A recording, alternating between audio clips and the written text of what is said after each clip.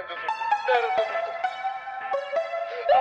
breathtaking. Hey, bro, watch your jet. Watch your jet, bro. Watch your jet. Oh, hi. Hello.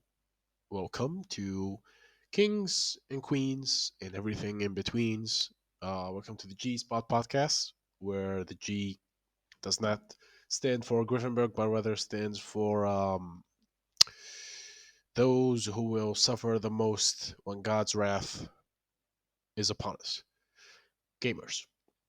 So, as you can tell from my voice, I am a little bit sick, and it's been a while since I've recorded an episode, and that's because life gets busy and yeah, I was going to be late, just a couple of days, uh and I knew that I was going to be late because I didn't want to record the episode until I finished the Callisto Protocol, because I wanted to sort of give my thoughts and sort of like a review of the whole experience.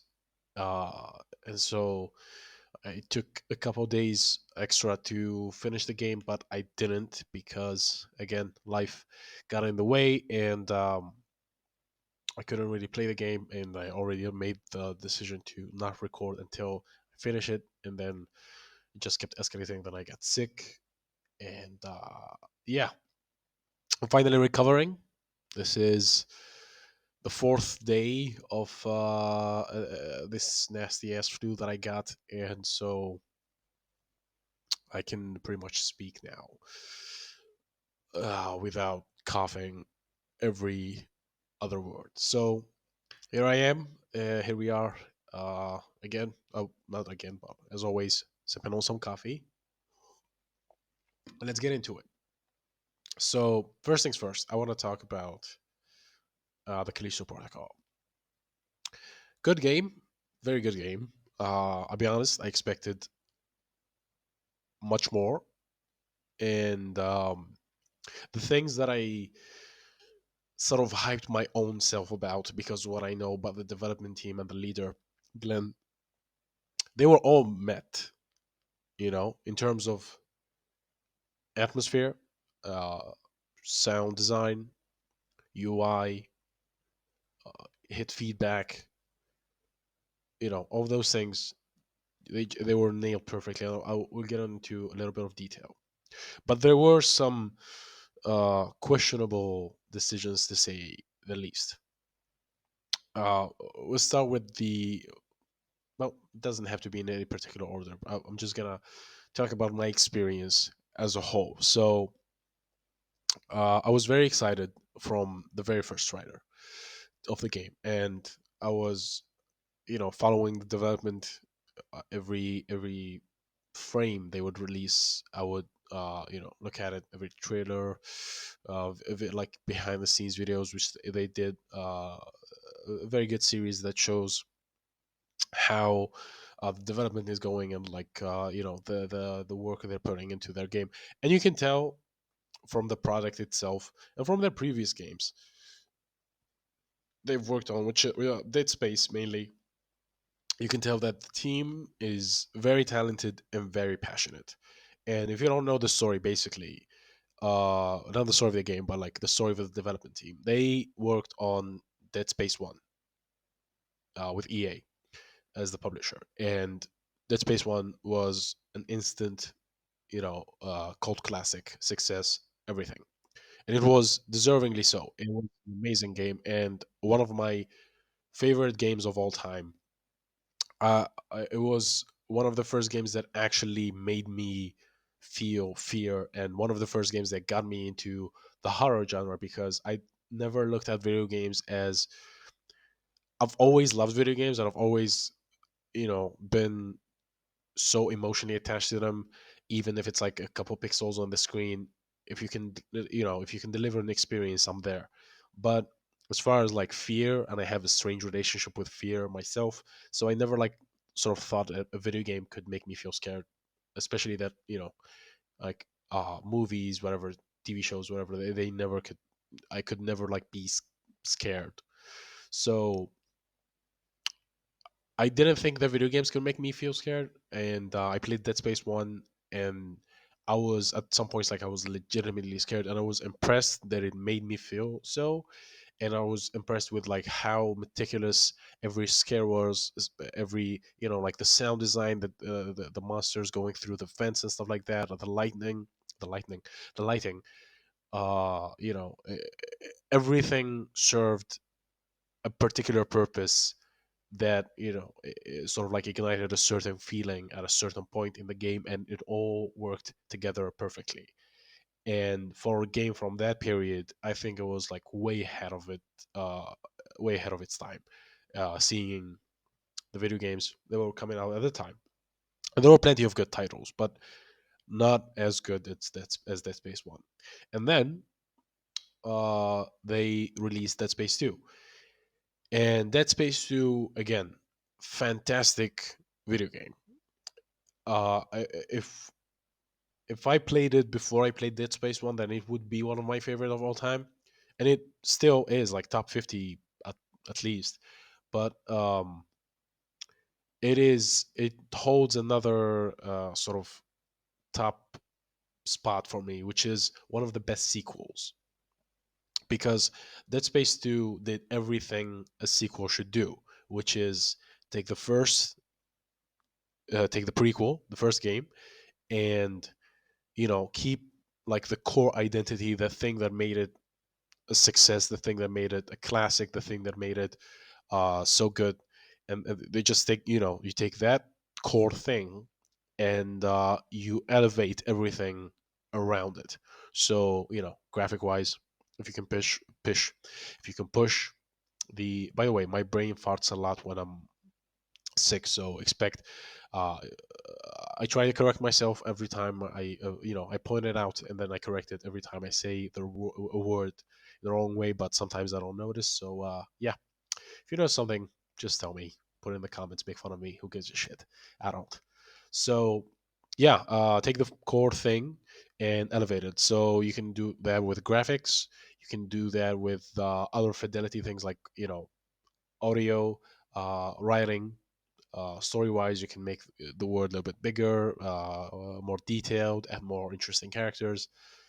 Just improve on an already successful formula. Don't change like the core thing that made the game, or the prequel good, and don't just again like make the same thing where it's not really a sequel but more of like a DLC or like an extra whatever, in if it's like in the domain of like TV shows or movies or whatever.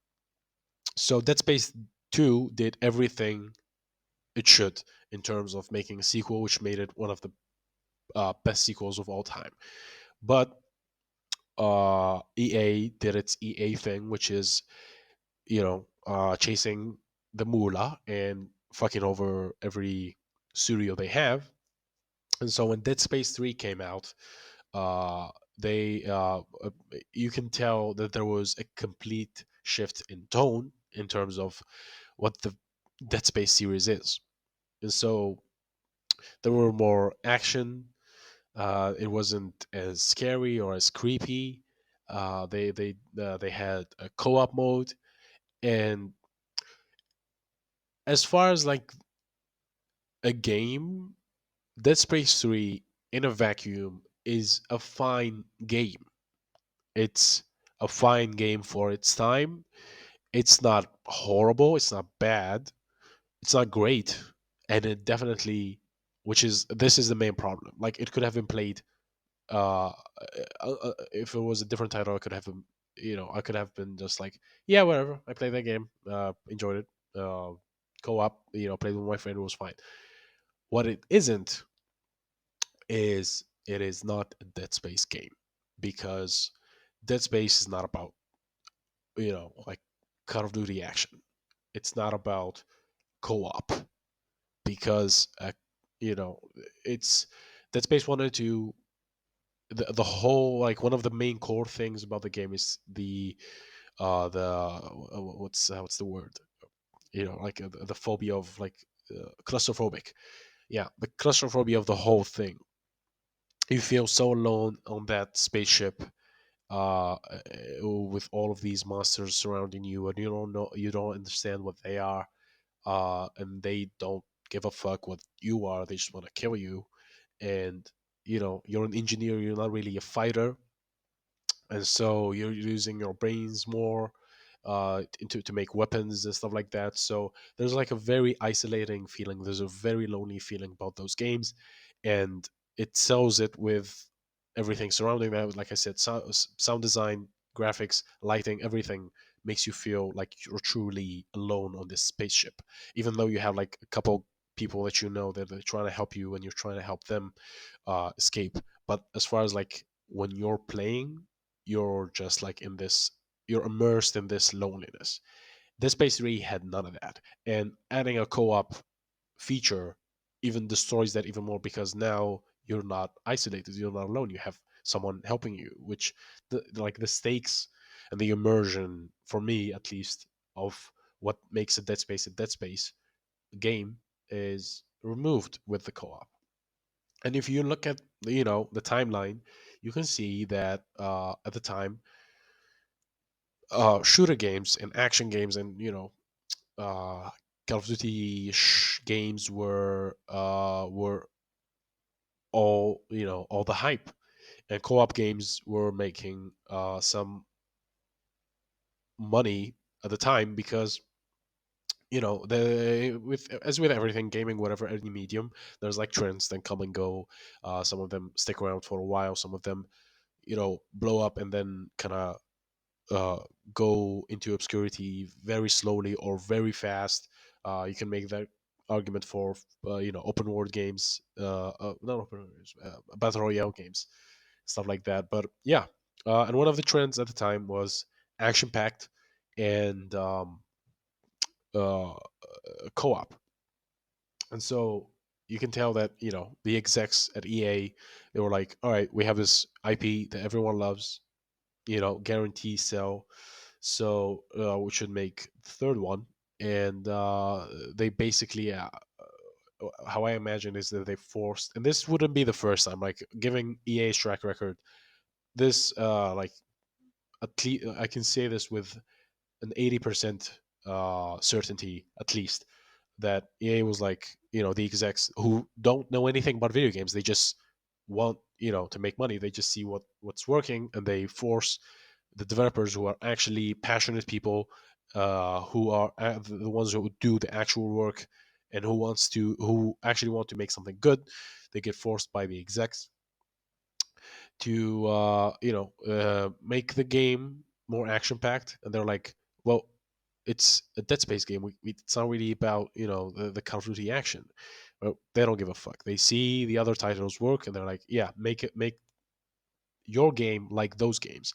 And also, co-op games appear to be selling well, so add a co-op mode to this Dead Space game, this new Dead Space game. And they were basically forced into making it that way. And Dead Space 3 was not received well, especially by people who were a fan of the franchise itself, the first and the second Dead Space, including myself. But like I said, in a vacuum, it's a fine game because the people behind it were talented and they had a good budget and stuff like that. So it's a fine game as on its own, but it's not a Dead Space, which is what most of the critique was. It's not a Dead Space game. So that team later on, Glenn, I forget his last name. I think Schofield, Glenn Schofield. I think he, goes and make a new studio, Striking Distance, with basically his usual team that made Dead Space, and they start making their own game, and it's the Callisto Protocol. Which so it's like, in a sense, it's like the spiritual successor of uh, the Dead Space. It's what the Dead Space franchise could have been. Uh, and this is good in so many ways, but also proposes a lot of problems, and we'll get into that. So, Callisto Protocol starts being made. I'm super hyped because I love the team, and I know that without the shackles of EA, they can actually get back to what the Dead Space series actually is. And you can tell that it's in a lot of ways it's so much Dead Space, but it also has like certain distinctive uh features and like artistic choices that make it different enough where it warrants being its own game. So the game comes out first week, they start having problems, performance problems specifically on PC. Was not a big deal because it was just like I think they built the game for PS5 and Xbox, and the way consoles compile their shaders is different from the PC, and so they and like they had like a porting issue uh, with the PC version, but like less than a week, they just made the game. Basically, they released the patch that made the game compile the shaders before going into the game, so it doesn't in the menu like Call of Duty does. And once you go into the game, there's no shader compiling, and so the game worked fine. Excuse me. So uh, the game after that works fine. The reviews start coming in, and I didn't play it at first because I didn't have the money to afford it. I was in very bad financial situation. I also didn't have time basically, and so I excuse me for a second. Okay, I'm back. Okay, so I start seeing the reviews, and it's like some people are giving it like 5 out of 10. And I'm like, that's weird.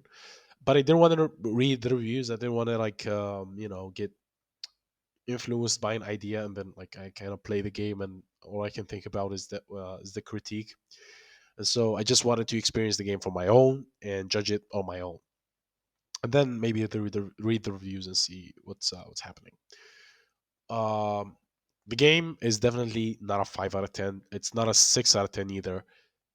It might be depending on their opinion. It's either a seven. It's a 7 out of 10 or an 8. Like a high eight, not a high 8, but like a mid 8, or a low 8, or a high 7. Basically, that's what I'm saying. And that's because it easily could have been a 9.5 out of 10, easy, if they just had made some decisions that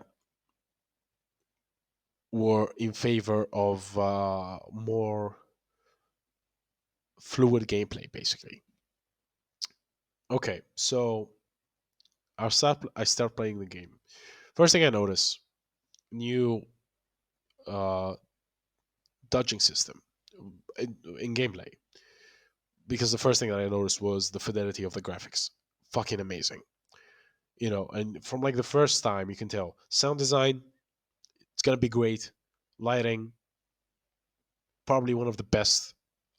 Um, uh, like what do you call mocap? Here's how good the mocap was.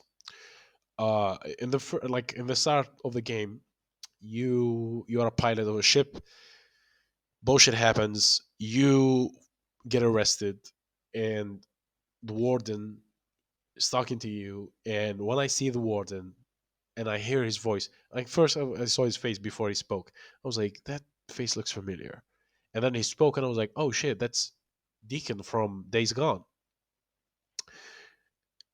And at that moment, I kind of realized, oh shit, like this is a testament on how good the mocap and is, and how good the graphics are, and like the facial, like what do you call it, like the voice acting and the acting itself with the face is, because I recognized a guy from another video game. I don't know what the guy looks like in real life, but it's basically the same thing because they just scanned his face. But I'd never seen his actual real face, and I didn't hear his actual real life voice. I know him from another game, another 3D model of him, right? And wow, I recognized him in this one. I got excited. Sorry, I recognized him in this one. That's how good it was. And I was like, oh shit, that's Deacon from Days Gone. That's amazing. And I actually, when I played Days Gone, the game has a lot of problems. It's a good game, but there's some bullshit there too. But one of the things that I've always praised about that game is the voice acting. Oh, fuck, I'm getting a call. Sorry. Where the fuck was I? Uh, writing Deacon. Yeah, one of the things that I praised about the game was Deacon's voice acting and the whole thing. Yeah, and so I was glad that they actually, brought him into that game, and I'm glad that we're like the video game medium is becoming sort of like the movies and TV shows medium, where like you recognize a guy from this show, and then you see him in another show, like, oh yeah, I like that guy. I want to watch this show because he's in it, and you kind of look forward to seeing that role and how that person does it. And so yeah, I want to see more of that in video games. Um, After that, the game starts, and one of the first things you notice is there's a new dodging system, which basically you keep pressing the left stick or the right stick, Q or D in my keyboard, and when the hit is coming, basically your character, whenever you get into a fight or wherever there's an enemy present, your character goes into a fight mode where the Q or the lights, the right stick, left stick, they become dodging buttons. So when the enemy hits and you're pressing that side, your character dodges on that side. And at first, I thought it was very interesting, but because I thought that I was sort of seeing which side the what do you call it, the enemy is gonna strike from, and in that moment I make the right decision by dodging to the right side.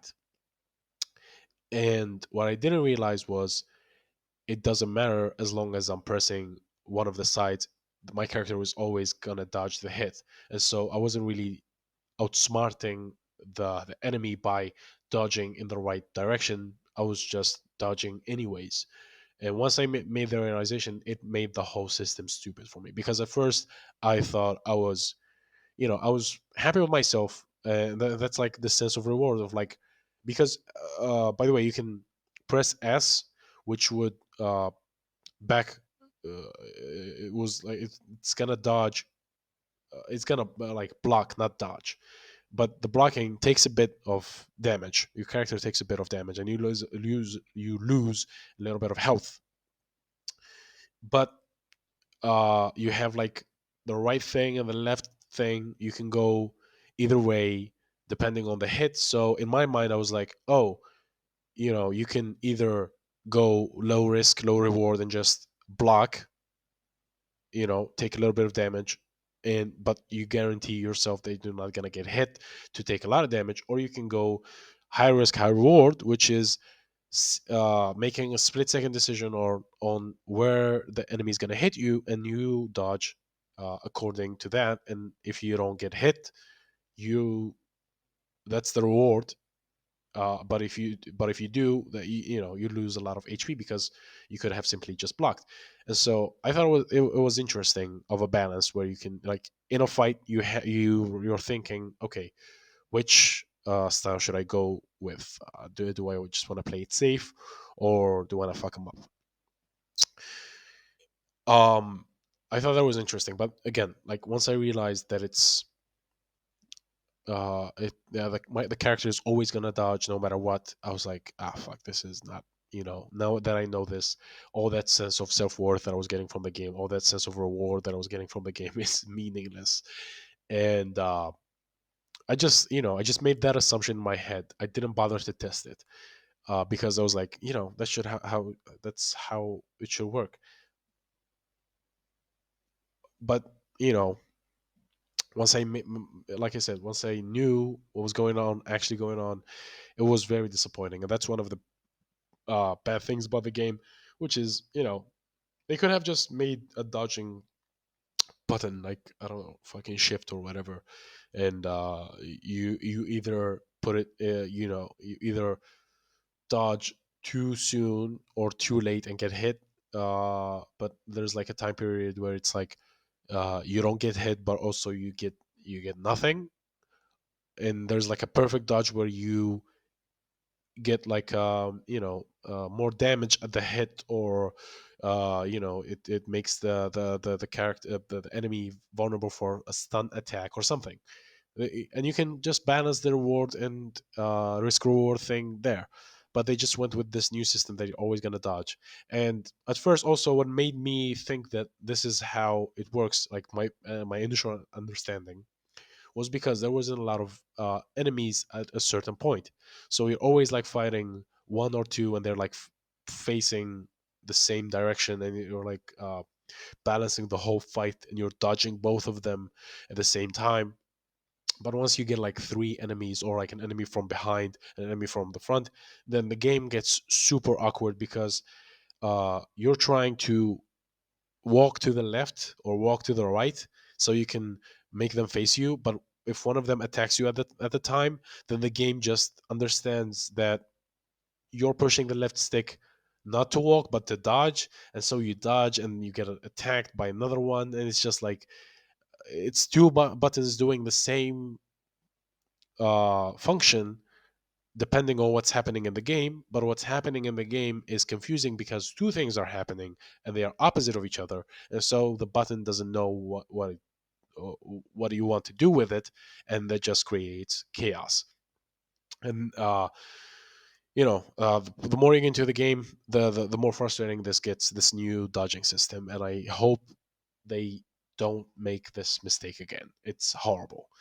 Another critique of the game is checkpoints. Checkpoints are very awkward in the game. Again, some checkpoints are like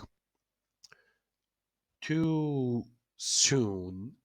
Like this, like let's say you have to crawl through a vent, and then when you crawl through that vent, you go through like between two closed walls, like you kind of shimmy your way past those walls, and then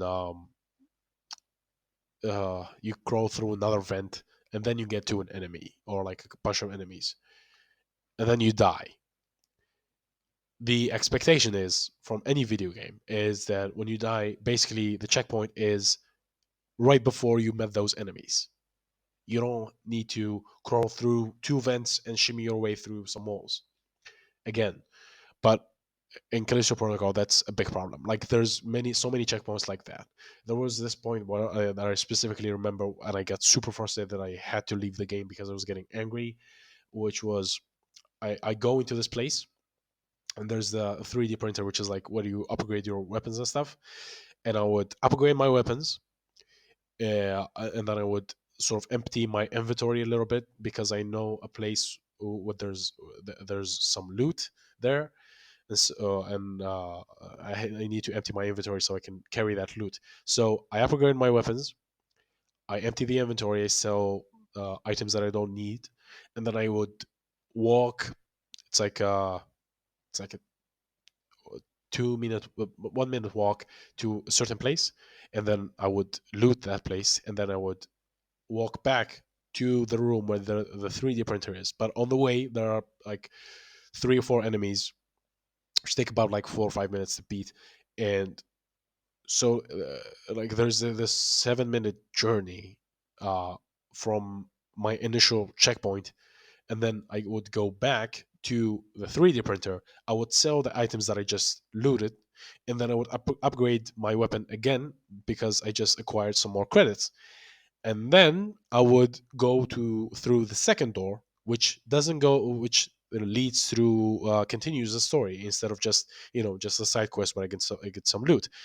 And then there's a difficult part where there's like multiple enemies and there's like fog and you can't really see, and the attacks are harder to dodge because you can't really see much, but also because of the complaints that I've just had about the dodging system. And if I die then, which I did like three or four, more than that actually, when I die then, the checkpoint is not just after I've done the upgrading again and I've went through that door and there's like a clear message from me to the game that, oh, okay, I'm done here, I'm going to continue the story, so hit a checkpoint here.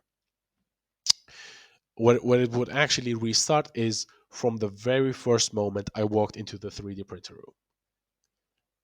So I would again upgrade, sell, walk to the loot place, loot it, come back, fight my way back, sell again, upgrade again, and then go to continue the story and fight. And if I die, I just do that thing again and again and again. And I think I did like 5, 6, 7 times, and I was like, "Fuck this, I'm done." And I got out of the game because it was so frustrating. So that's uh, another complaint, which is checkpoints. The third main complaint that I have is what game designers call golden path. This is uh, it's sort of like an embarrassing problem for a game of the Callisto Protocol caliber. They do so well with like conveying everything else to you, but they can't convey um, what direction is optional and what direction is the official direction, which is like to continue the story. And that's what golden path means. The golden path is the path that leads to uh, continuing the story. So in a game where it's like there's like exploration or a side of exploration to the game always has a way to communicate that if you go this way, it's optional. You don't have to. But if you want to if you want to explore, find more items, find whatever loot, stuff like that, you can go this way. If you don't want to bother, if you're playing the game on easy mode or whatever, you can just go this way and continue the story. And so it gives you two options, and you weigh in your options and how much you want to play the game and stuff like that, and it's ultimately your decision.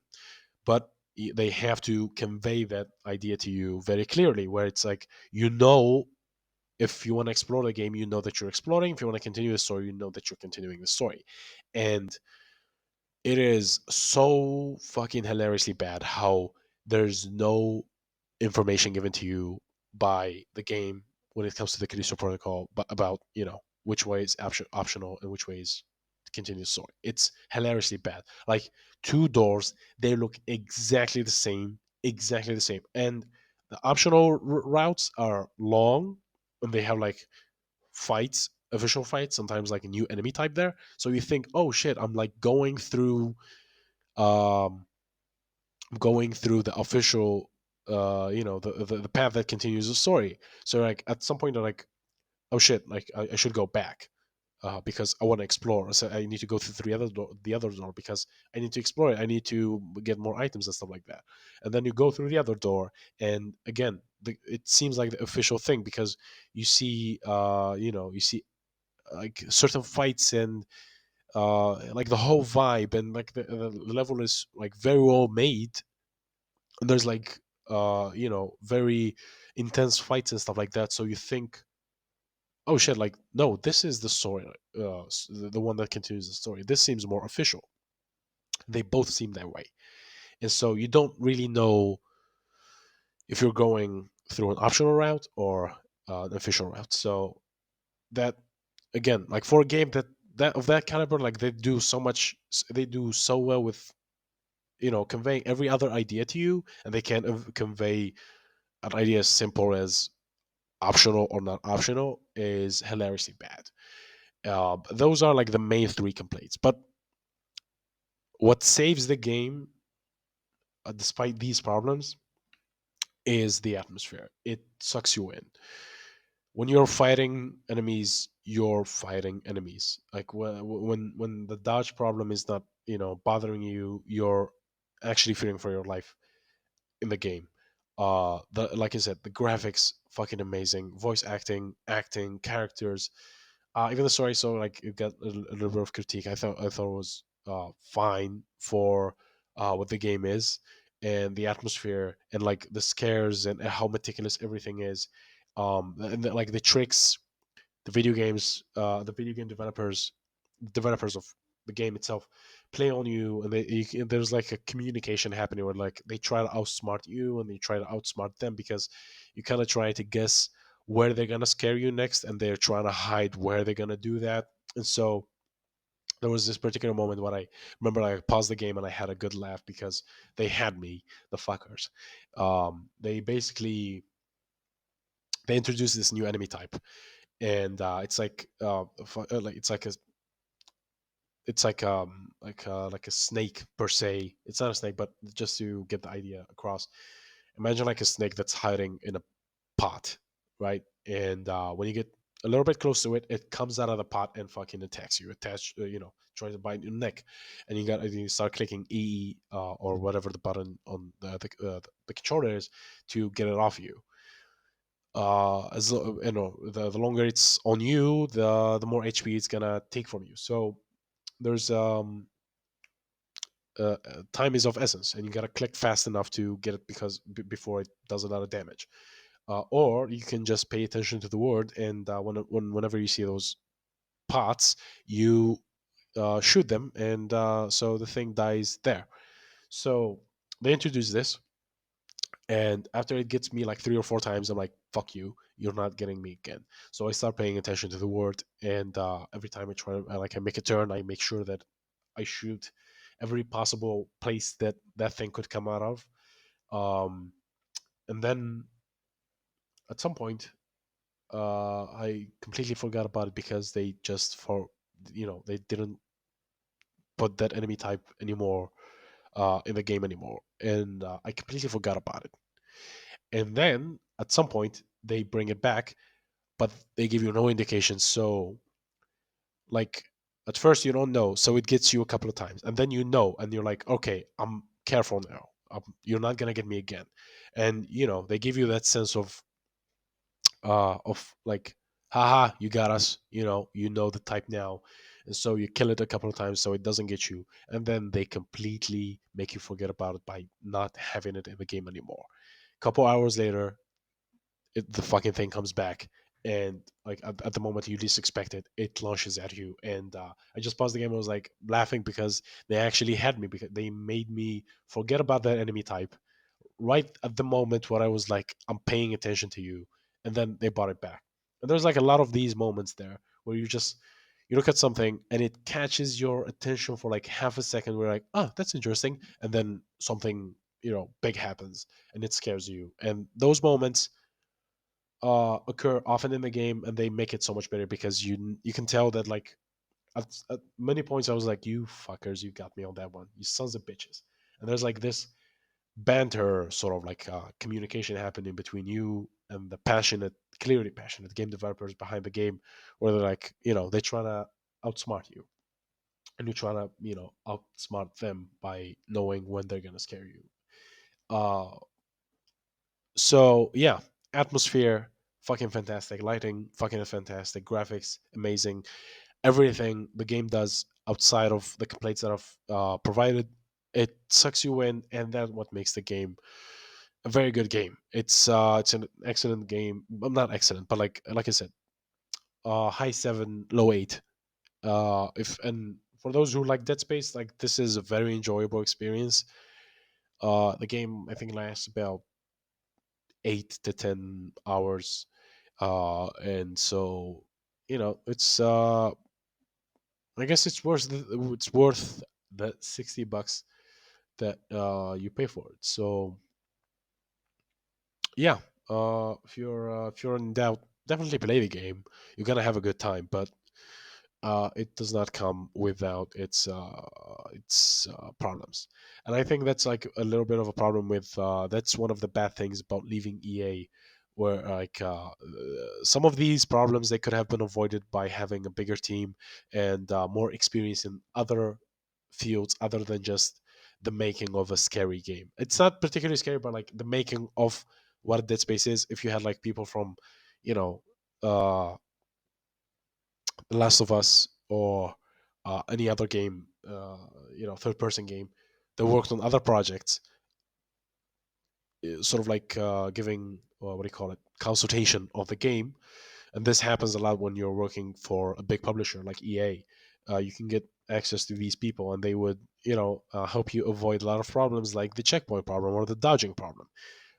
So that's one of the negatives that come with leaving someone as big as these corporates are, and making it on your own. So I can understand like why the complaints that I have were in the game. I wish they weren't, and they're still legitimate complaints, at least to me. But I see why those happen, and maybe when they release a sequel, because the ending is open ended. If they do release a sequel, I think they're gonna avoid a lot of these problems, and I surely hope they do. So that's my Callisto Protocol review. Uh, uh, we're 40 minutes into the recording. I actually plan to only talk about it for like 20 minutes or something. Make this episode short, but doesn't seem like it, does it? Okay, so I'm gonna move on quickly to something else. Uh, let's talk about some tech, some headlines that grab my attention. Microsoft has now its first official union in the US. Unions, I'm all for them. Anyone who tells you unions are bad, they're trying to fuck you over. Those are some capitalistic fucking assholes who are trying to give you less rights as a worker, and just unions are good. Anti-union movements are bad, and I'm happy to see that unions are happening in the US and in things regarding video games and tech, because those two, what do you call them, uh, fields are not very unionized, and that's why they have a lot of problems. Video game developers are underpaid, overworked. Tech workers are underpaid, overworked, and unions would solve all these problems. And now we have this news. A vote has happened at ZeniMax, a Microsoft-owned gaming studio. 300 quality assurance testers have voted to unionize. This marks the Microsoft's first official union in the U.S. Microsoft, a huge fucking company. I'm pretty sure they fought the unionization for a while, but I'm very glad that it happened. And this makes it the biggest gaming union in the country, which is also great. This means they could lead the charge to get other unions. Union organizing has been on the rise in video game industry, which is again great. Love to see it, particularly among the quality assurance workers. And there's a lot of stories there of how these people are like super overworked and super underpaid. And the quality assurance testers at Activision Blizzard have successfully formed a union at the Raven Software and Blizzard Albany through the Communication Working Alliance (CWA), which also represents ZeniMax Union. So we're seeing in two big companies, Activision Blizzard and fucking Microsoft, we're seeing unions, and this is great. And this bodes well for other companies, other huge companies, to have unions, and get the game developers and the game testers and everyone of the staff, everyone who's not a fucking exec, just getting hundreds of millions of dollars and basically just forcing people to do whatever.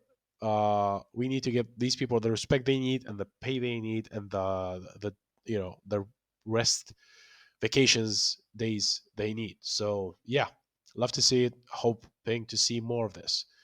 What else do we have? The FTC fines Fortnite makers, Epic Games, $520 million, which is half a billion, on children's privacy and item shop charges.